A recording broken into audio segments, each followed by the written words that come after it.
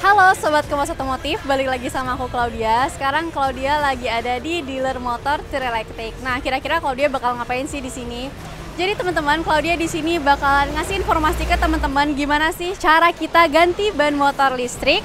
Karena yang pastinya cara kerja pencopotan bannya itu berbeda dengan motor biasa. Nah, daripada kelamaan, kita langsung aja ke dalam yuk.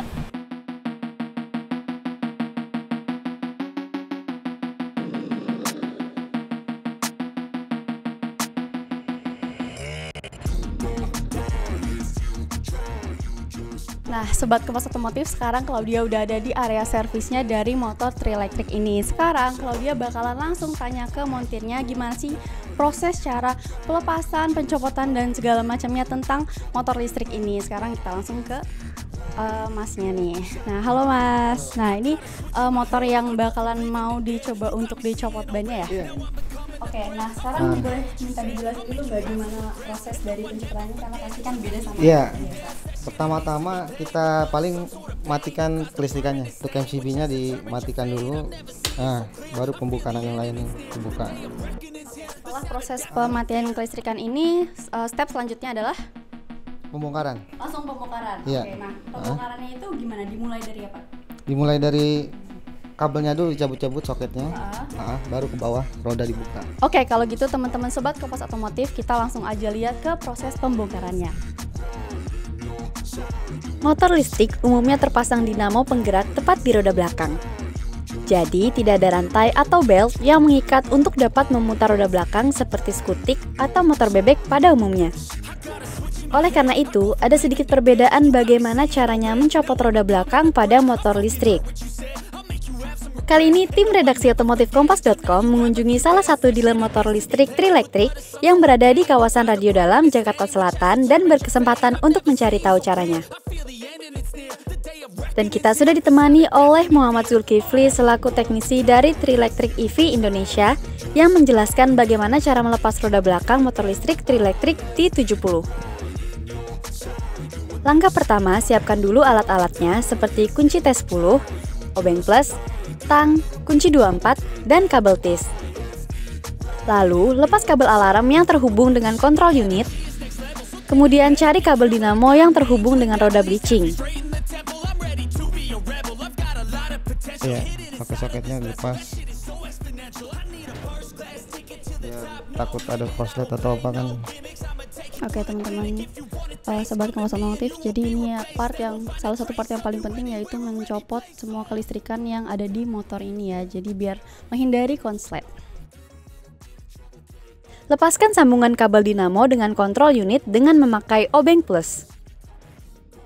Nah, tadi udah ada beberapa kabel kelistrikan yang dicopot. Ini yang terakhir tinggal kabel yang nyambung ke dinamo. Nah, ini pakai kabel tis tapi nanti tetap harus dirapin lagi ya. Oke, jadi ini yang bakalan dicopot terakhir adalah yang nyambung ke dinamo. Oke mas, boleh dilanjut lagi?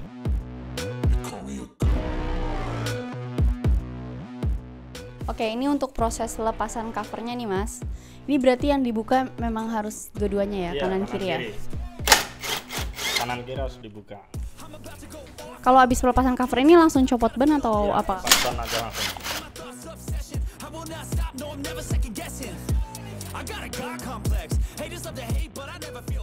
Ini adalah wujud dari motor Trilektrik yang covernya udah dibuka dan kelistrikannya juga udah diputus.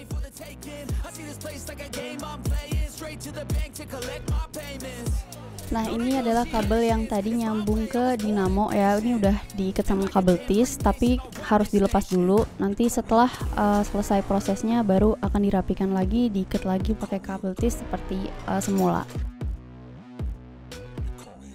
Mas, kalau untuk melepas ini ya, apalagi proses yang mesti dilakukan? Apakah sama kayak motor yang biasa atau ada perbedaan? Seperti kayak motor bebek sih, tapi bedanya nggak ada rantai aja. Bautnya kanan kiri dilepas semua. Nah, untuk bagian mur yang sebelah sini ini kenapa double? Ya biar lebih kuat aja penguncinya ini. Oh, berarti kanan kiri sama ya, double ya? Double.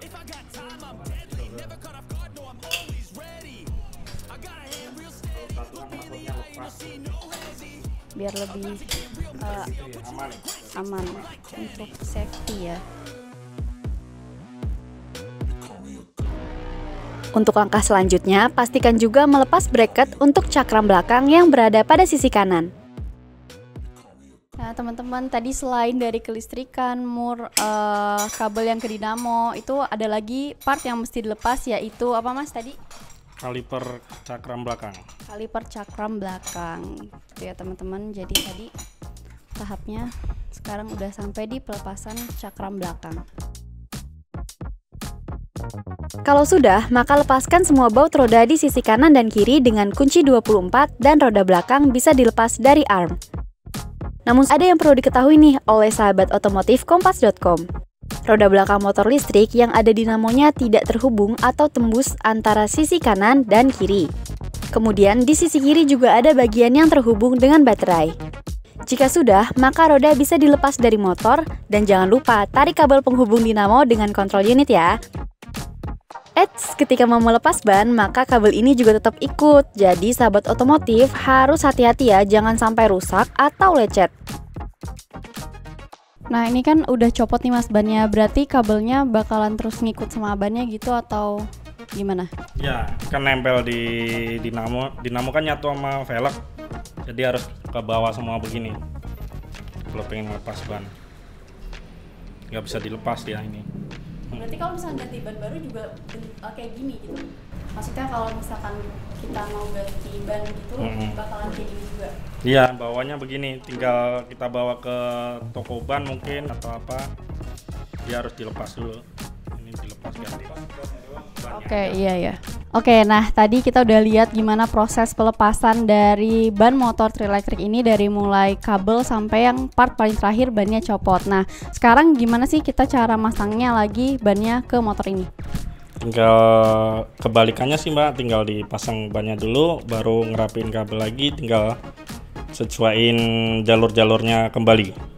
Oke, berarti dari dia pasang lagi bannya, terus ke rem cakram belakang, terus terakhir di bagian pemasangan kelistrikannya. Iya, benar. Oke, nah kayak gitu ya proses dari pemasangan dan pelepasan dari motor si Trilektrik ini. Tadi teman-teman udah lihat ya, part yang paling panjang ada di bagian kelistrikannya gitu. Kalau bannya tadi tinggal dicopot aja gitu. Oke mas, sekarang ayo kita coba pasang lagi ya mas ya. Oke. Nah, setelah ganti ban, maka proses pemasangannya pun kurang lebih sama dengan waktu pelepasan.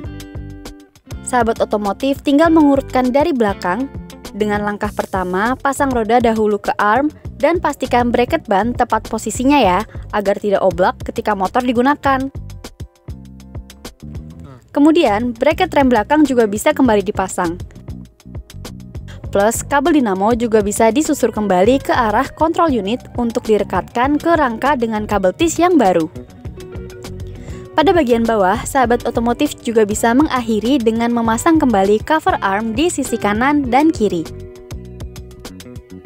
Dan beralih ke bagian atas, jangan lupa juga sambungkan lagi kabel dinamo dengan kontrol unit. Jika sudah semuanya terpasang, selanjutnya pasang lagi cover bagasi dan baterai.